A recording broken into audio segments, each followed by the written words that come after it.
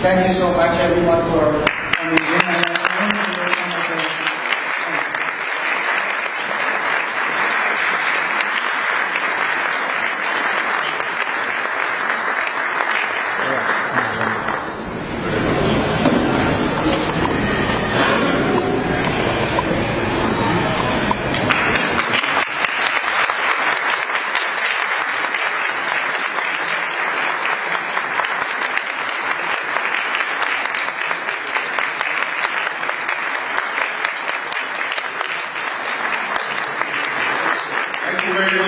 Ladies and gentlemen, what a wonderful welcome and what a privilege and pleasure to be here in Canada and meeting with all the brothers and sisters from the Iranian-Canadian community from all across Canada. I'm really touched, and I'm particularly touched that my great friend Senator David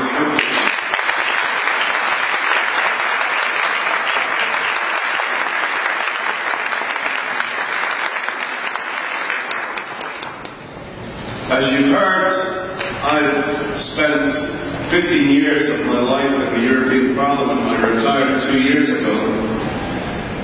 And at the very start of my career at the European Parliament, I used to get ambassadors to Brussels asking if they could come to my office for meetings. And inevitably, the ambassador from Iran asked if he could come to my office. And I met him and he told me about the wonderful things that the Islamic Republic had achieved since the revolution. And then he asked for a second meeting a month later. And in the meantime, I read a horrific report about how the Iranian regime had hanged a 14-year-old girl. She'd been raped by an IRGC officer. He was reprimanded. She was taken to the court accused of adultery, and the judge sentenced her to death, aged 14. She tore off her veil in astonishment at this cruel sentence. And the judge said, because you have defiled my court by taking your veil off, I will take you outside and hang you myself. And when I read that, my blood turned cold. And I said to my staff, tell the ambassador to come. He came into my office and he started to tell me about the great things the regime was achieving. And I said, Ambassador, stop right there. Your regime hanged a 14-year-old girl 2 weeks ago. Never come into this office again. Never cross the threshold of my office again.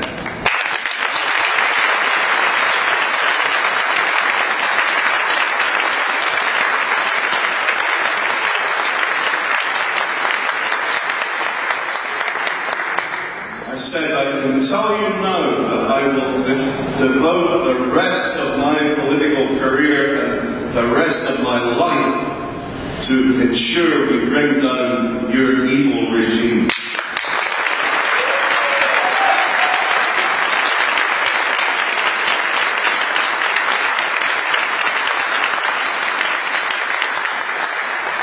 Now, I've frequently been stopped in the corridors of the European Parliament by representatives of the MEK, the PMOI, asking if I would sign petitions and the usual things that they do. And I asked my assistant, I said, contact the MEK, tell them I want to speak to them. I got a phone call and I said, I flew the Iranian ambassador out of my office this morning. What can I do to help you? And I tell you that phone call changed my life because they've never let me off the hook since.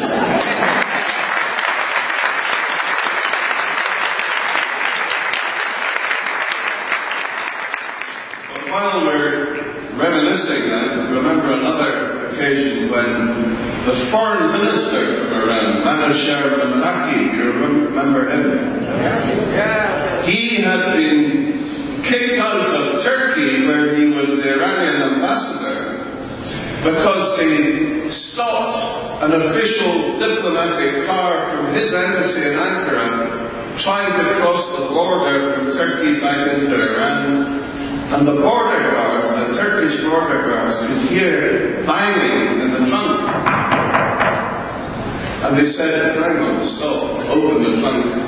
And there was a prisoner tied up, gagged, hand and foot, in the trunk of this car.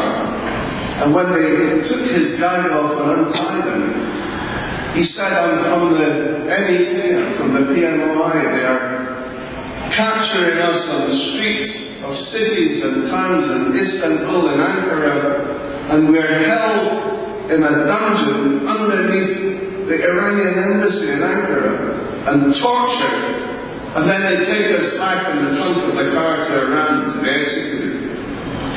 So Mataki immediately was kicked out as the ambassador, sent back to Iran, and what do the mullahs do? They make him foreign minister.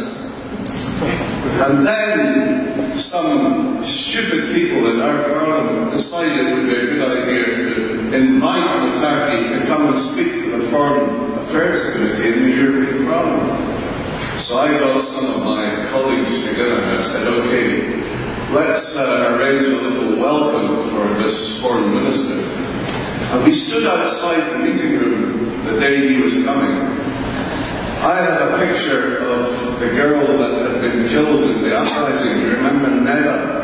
Yes. We had several pictures of Neda lying dead in the street. And when Mataki came along the corridor with all his entourage and bodyguards and half a dozen film crews and journalists from Iran working for the state, we stepped in front of him.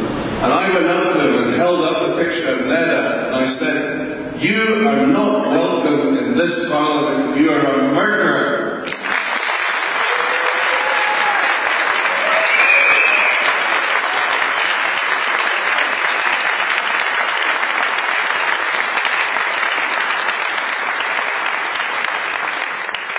You know, his bodyguards grabbed me. And I said, how dare you come into this house and start manhandling elected members of this house? This is not Tehran. Get your thugs out of here.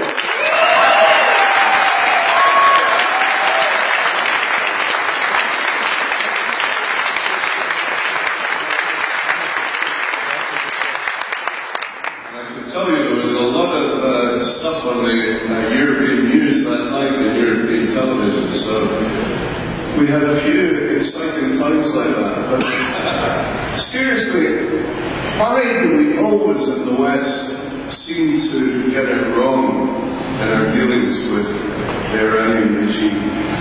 Why is it that in Britain, where I come from, foreign policy seems to get it wrong?